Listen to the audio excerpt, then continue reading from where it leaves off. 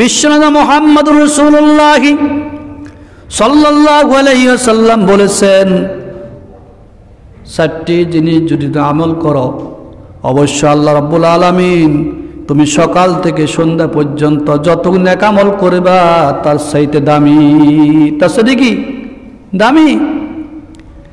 আল্লাহ মুহাম্মদুর রাসূলুল্লাহ সাল্লাল্লাহু আলাইহি ওয়াসাল্লাম যখন হযরতে জুয়াইরা রাদিয়াল্লাহু তাআলা আনহার ঘরে গেলেন, সকালবেলা ফজর নামাজ পড়ে রাসূল মুহাম্মদুর রাসূলুল্লাহ সাল্লাল্লাহু আলাইহি ওয়াসাল্লাম মসজিদে আসলেন। মসজিদে আসে শাস্ত্রের নামাজ আদায় করলেন, সব নফলগুলো আদায় করে জুয়াইরা রাদিয়াল্লাহু তাআলা আনহার ঘরে গেলেন। সেখানে দেখলেন জুয়াইরা এখনো বিছনায় বসা। কারণ আল্লাহ রসুলের স্ত্রীরা নেক আমল বেশি করতেন, সৎ কর্ম বেশি করতেন, সব সময় মানে আমলের ভিতরে থাকতেন, আমল বেশি করতেন। দুনিয়ার স্বাদ আর দুনিয়ার মজা তাদের ভিতরে এমন কোনো বেশি ছিল না। জুয়াইরা রাদিয়াল্লাহু তাআলা আনহা এখনো বিছনায় বসা।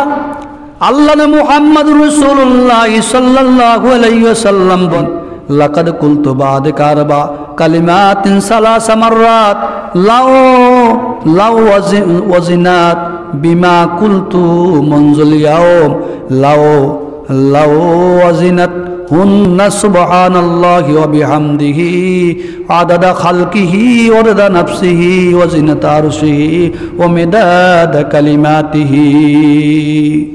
আল্লাহ রাসূল জুয়াইরাকে বলল, জুয়াইরা সকালবেলা আমি মসজিদে গেলাম, তোমাকে দেখলাম এখনো যাই নামাজে বসা অবস্থায়, ওই অবস্থা তুমি এখন আসো? জি আসে। তুমি তসবিহ তাহলিল পড়েছ, যাই জিকির আজগার করেছ, তার সবচেয়ে বেশি উত্তম 4টি কালিমা যদি তুমি সবসময় আমল করো। এই 4টি কালিমার উপরে আমল করলে সকাল থেকে ঠিক দুপুর পর্যন্ত যতক্ষণ পর্যন্ত বসে তুমি তসবিহ তাহলিল জিকির আজগার করেছ তার চাইতে অধিক বেশি প্রিয়। জুয়াইরা বলে, ইয়া রাসূলুল্লাহ, সেই 4টি কালিমা কি?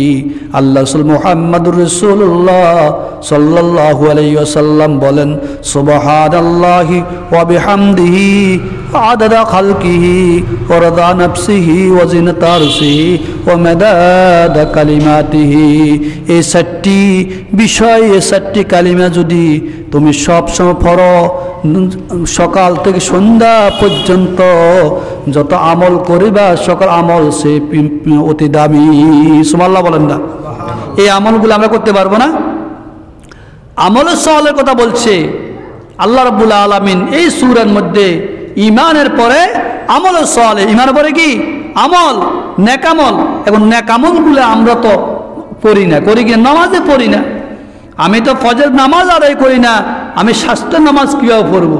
স্বাস্থ্যের নামাজ পড়ার পরে আমি ওইখানে বসি কীভাবে জিকির আজকার করবো, কীভাবে তফসির তাহলিল পড়বো? আল্লাহ রাসূল মুহাম্মদুর রাসূলুল্লাহ সাল্লাল্লাহু আলাইহি ওয়াসাল্লাম আল্লাহ রাসূল স্ত্রী জুয়াইরাকে এটাই শিক্ষা দিয়েছে, হে জুয়াইরা, তুমি যেরকম ফজরের নামাজের পর থেকে ঠিক দুপুর পর্যন্ত বিছনায় বসে তফসির জিকির আজকার করতেছ, আমার উম্মতটা দুর্বল হবে, আমার উম্মতের মধ্যে অনেকে এই কাজ করতে পারবে না।